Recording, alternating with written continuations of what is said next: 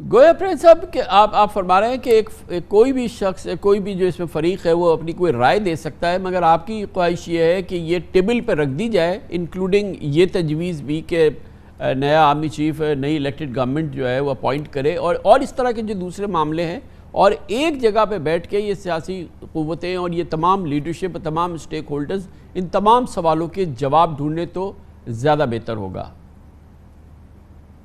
جی بالکل، اور میں سمجھتا ہوں کہ دیکھیے یہ جو ملک ڈیزرو کرتا ہے وہ یہ ڈیزرو کرتا ہے کہ ساری چیزیں اوپن کر لی جائے۔ جو چیز چھپا کر کی جاتی ہے اس کے اندر نقصانات بہت ہیں۔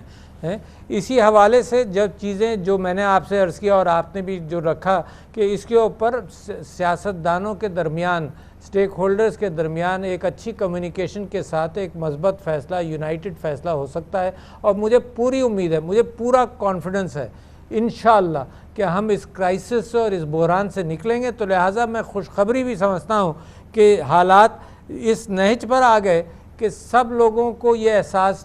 ہو گیا ہے، حکومت کو بھی اور سب کو، کہ بھائی